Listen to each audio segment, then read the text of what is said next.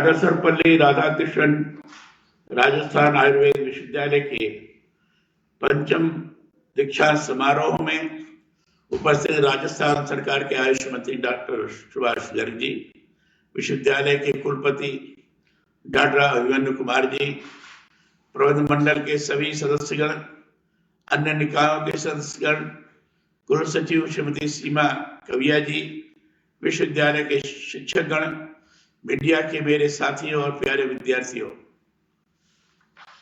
दीक्षा समारोह के इस अवसर पर आरोग्य सेवा का संकल्प लेने वाले सभी युवा स्नातकों, अधिस्नातकों और शोध अध्येताओं को मैं हार्दिक बधाई और शुभकामनाएं देता हूं। किसी भी विश्वविद्यालय का दीक्षांत समारोह उसके इतिहास का एक महत्वपूर्ण एवं भावना प्रधान क्षण होता है। यह वह क्षण होता है जिसमें विद्यार्थियों के औपचारिक शिक्षा के अंत की विधिवत घोषणा होती है।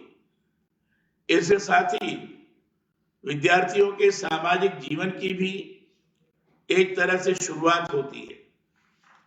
इसीलिए मैं हर दीक्षांत समारोह में यह बात कहता हूं कि दीक्षा शिक्षा का अंत नहीं बल्कि नवीन जीवन का प्रारंभ है।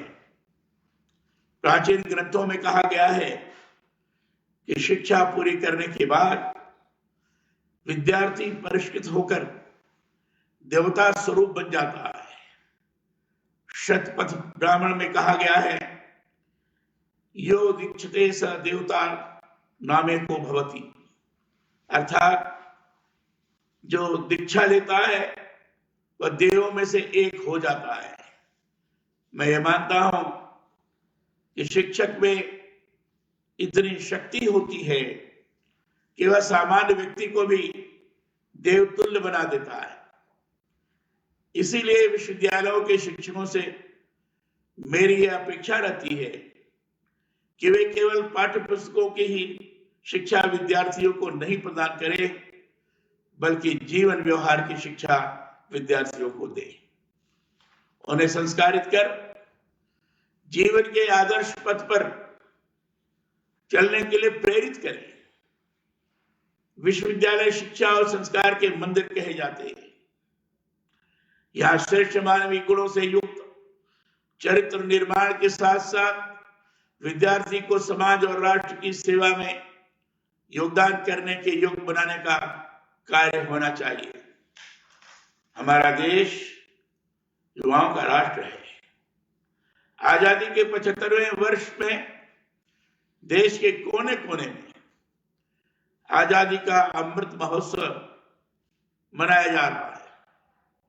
युवाओं को चाहिए कि वे स्वाधीनता आंदोलन के आदर्शों से प्रेरणा लेकर अपने सामर्थ्य और कौशल से विश्व शक्ति के रूप में उभरते नए भारत के निर्माण का संकल्प लें, अपने सपनों को उड़ान दें और परिश्रम के तप तथा इच्छा शक्ति से प्रगति की नई बुलंदियों को छुएं।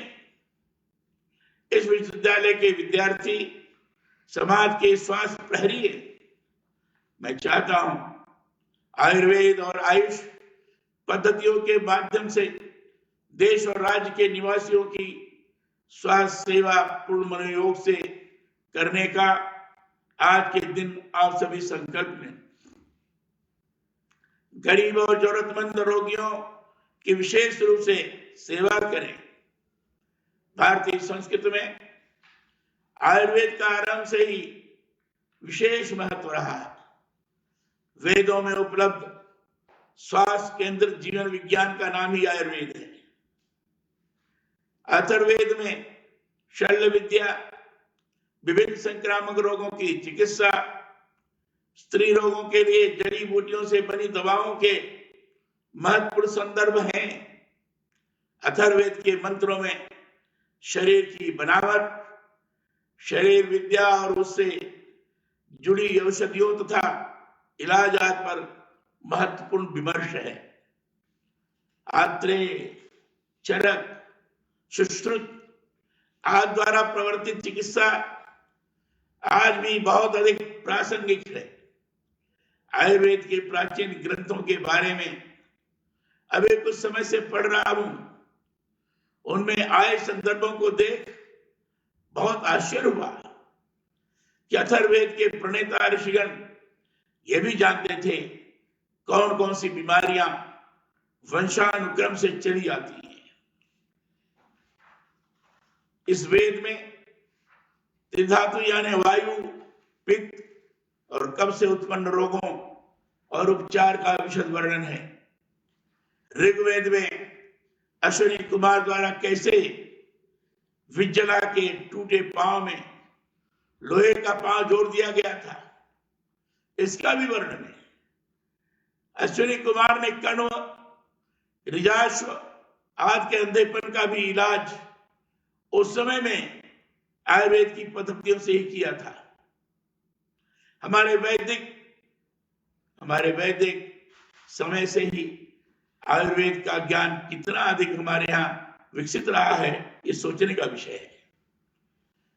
मैं चाहता हूं आयुर्वेद का यह जो प्राचीन ज्ञान है उसे आधुनिक संदर्भ में जीवंत करने के लिए भी आपका विश्वविद्यालय कार्य करे। प्राचीन ग्रंथों के संदर्भों के आधार पर नवीनतम शोध और अनुसंधान किए जाते हैं तो उनके बहुत अच्छे परिणाम आम जन के हित में आ सकते हैं। हमारे प्राचीन ग्रंथों में औषधि का अर्थ है वेदना को दूर करने वाली वस्तु। वेदों में औषधि के लिए माता शब्द भी आता है। अब देखिए कितना गहरा अर्थ है। आयुर्वेद में औषधि दी जाती है। औषधि यानी मां की तरह आपकी वेदना को जो दूर कर देती है। आयुर्वेद के असाध्य से असाध्य रोग के इलाज और कहीं कहीं तो मृत प्राय हो चुके शरीर तक को जिंदा करने का कार्य प्राचीन काल से किया जाता रहा है। हनुमान मृत संजीवनी, सुवर्ण करणी और संधान करनी ही तो लक्ष्मण के लिए लेकर आए थे। महाभारत में भीम की विषपान से मुक्ति आयुर्वेदीय औषधि से ही हुई थी।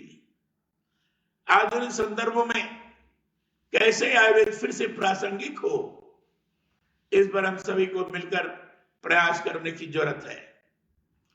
आपका यह विश्वविद्यालय देश का अपनी तरह का अद्वितीय और अपने तरह का अति आयुर्वेद विश्वविद्यालय है। मुझे ये जानकर प्रसन्नता हुई है कि विगत वर्ष कोविड महामारी के दौरान विश्वविद्यालय द्वारा गिलेव पर किए गए शोध कार्य को विश्व स्वास्थ्य संगठन द्वारा मान्यता प्रदान की गई है। यह राजस्थान ही नहीं बल्कि पूरे भारतवर्ष के लिए गौरव प्रेरणा का विषय है।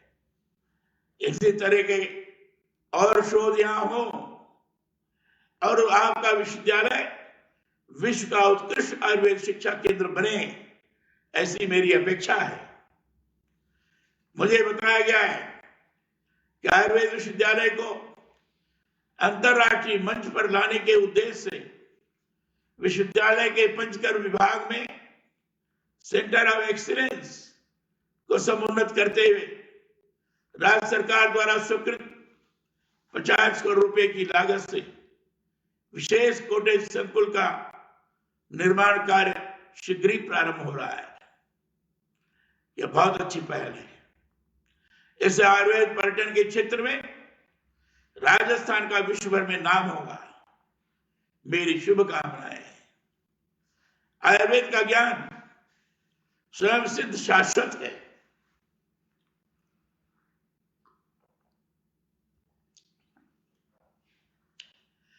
इसमें खान पान, जीवन शैली, आचार विचार को चिकित्सा में सर्वाधिक महत्व दिया गया है। इसमें प्रज्ञापराध की जो अवधारणा है वह वर्तमान समय में भी अत्यधिक प्रासंगिक है। न करने योग्य कार्यों में भी व्यक्ति जानबूझकर लोभ के वशीभूत होकर प्रवृत्त हो जाता है, तो नियमों के विरुद्ध जानबूझकर किया गया यह कार्य प्रज्ञापराध कहा जाता है। यह श्वास को सर्वाधिक प्रभावित करता है। इससे बचने के लिए लोगों को प्रेरित करने की जरूरत है। इसी तरह आयुर्वेद में ऋतुओं का भी बहुत महत्व है।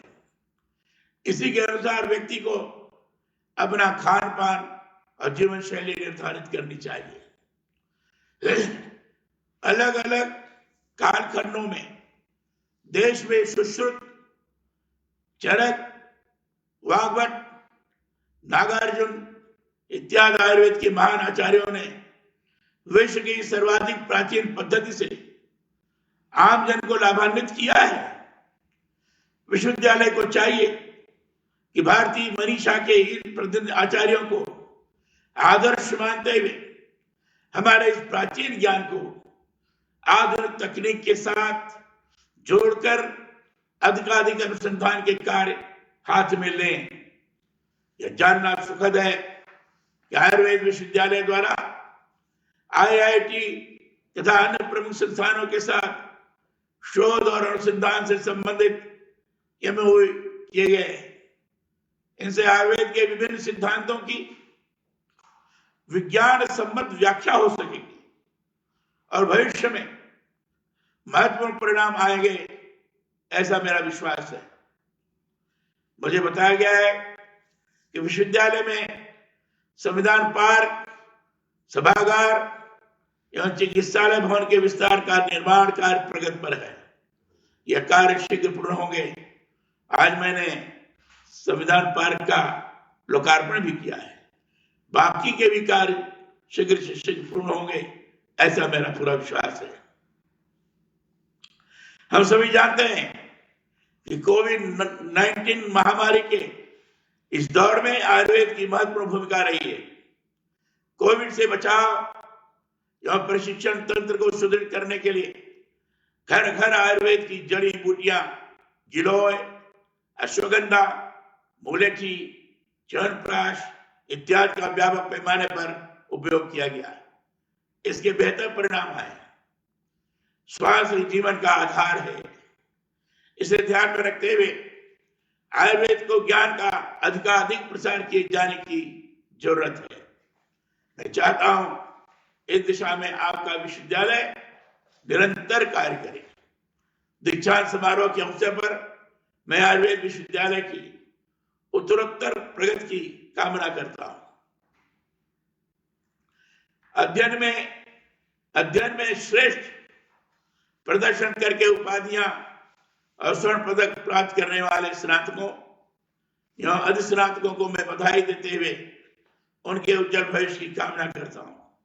मैं चाहता हूं कि आपका विश्वविद्यालय देश का श्रेष्ठ आयुष शिक्षण और अनुसंधान केंद्र बने। आप सभी को दीक्षांत समारोह पर पुनः बहुत बधाई और स्वस्थ कामना। जय हिंद। धन्यवाद। माननीय